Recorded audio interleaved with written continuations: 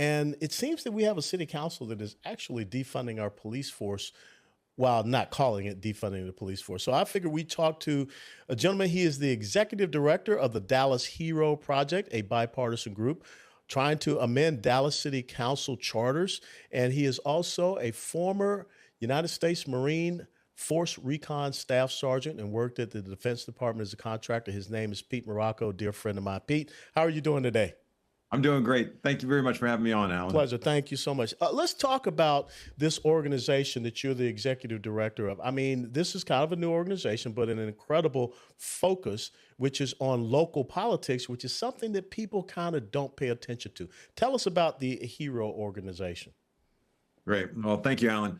It's a very serious issue, the way we view it. We think that this November, anarchy is on the ballot. We think that there are a lot of proposed charter amendments that are going to be up that could completely reshape the way Dallas is going to look in the next 20 to 30 years.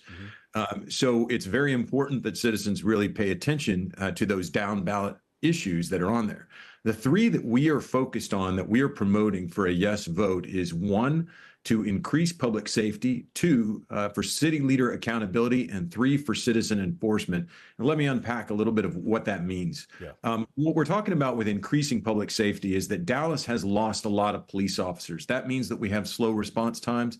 It means that the police chief has made very difficult decisions to not be able to respond to certain crimes like property crime. And it means that for murders, shootings, and stabbings, you have a 12-minute response time. And that's far below the national standard. And so in order to get us back to a minimum standard, what we would call a floor, we need to get to 4,000 police officers.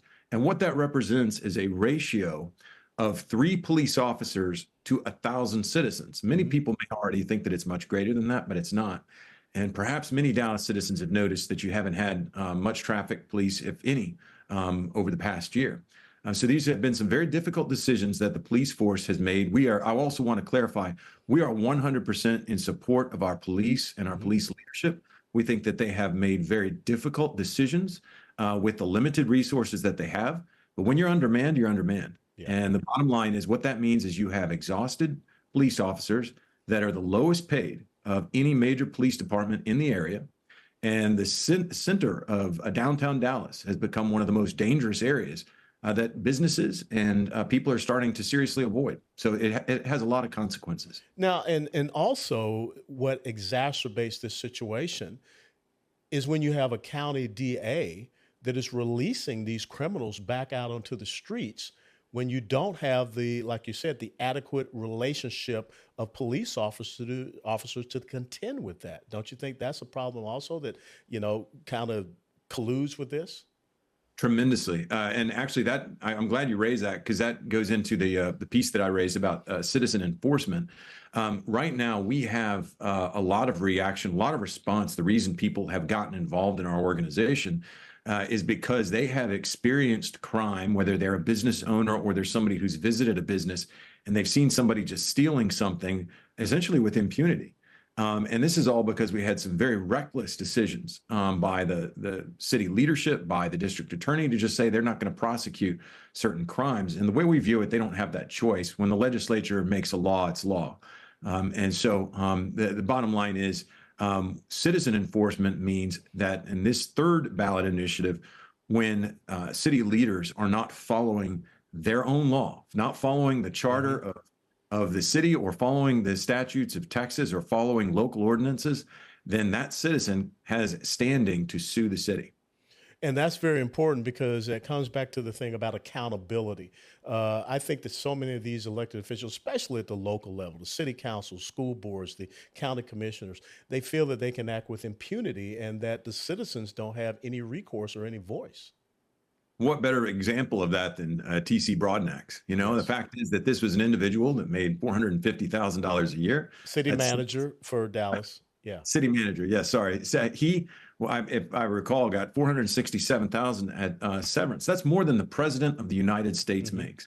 And this is really insane when you think about it, that we have a local chief executive of a multi-billion-dollar enterprise that is essentially saying we're not going to be judged based on the amount of litter, homelessness, crime, panhandling, and infrastructure, these really key issues that citizens continually identify in the citizen survey. And so what we're doing in that second initiative, citizen accountability, what that means is that if you are succeeding, when they hire this new city manager, if you're succeeding, then you're going to get performance-based compensation. You're going to get that performance-based bonus, just like the rest of the country. If you're a chief executive and you're not passing, then you're not going to keep getting a massive salary. And if you're really failing, then you're going to be fired.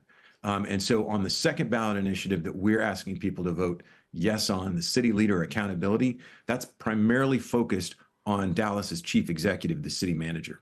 Now, that's interesting because a lot of people maybe don't understand here in Dallas, and maybe they can look into their respective urban population center. Dallas has a strong city manager position and a weak mayoral position. Can you talk to that? Yes. So a lot of people don't understand that the mayor, unlike other cities, is not the chief executive. He is the chairman of the board. Right now, the way a citizen has a redress, well, they really don't have redress. Yeah. If you take issue with the way that the city is doing something, then you can go to the city council and you can be loud, you can be angry, but you can't file suit and you can't get any accountability out of the city manager, who is the chief executive, who should be responsible for crime, for homelessness, for panhandling, for litter, for infrastructure. These are the things that matter most. So now the city manager is somebody we should really be paying attention to that wants to deliver results. And we have not had that in well over a decade.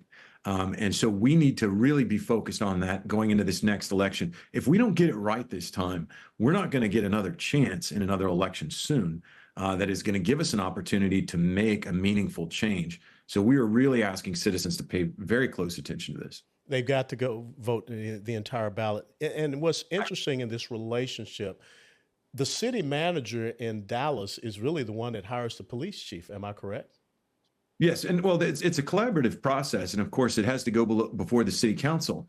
But this is absolutely, it's absolutely key, and it's absolutely key that the city council and the city manager have a good relationship, a functional working relationship with the chief of police. So he's our chief security officer. Yeah. He needs the resources to provide the most valuable asset to the city that citizens repeatedly say is the most important thing to them. For instance, look at a lot of these organizations and businesses that are just leaving downtown Dallas. That's not good. No. This is ultimately going to affect revenue. It's going to affect any draw to the city that we have. This city that in my mind has, it's my hometown. I've been here almost all my life. And this town is going to see noticeable attrition in the way that people want to spend time downtown, want to spend money or work downtown. Even if they say live in Plano or Richardson or Irving, this affects everyone. Mm-hmm. Just recently, I think it was 2 days ago, Fox 4 News just announced that after 75 years, they were leaving downtown, their historic home, wow, and they're in Irving. So as Dallas is changing, and the core must be secure. And that's what this is all about. That's what Dallas Hero is. We're a very small organization. We are completely citizen driven. We were born out of terrible headlines about the total lack of resources and multiple police chiefs year after year asking for more police officers. This is an urgent issue, and we need these officers now.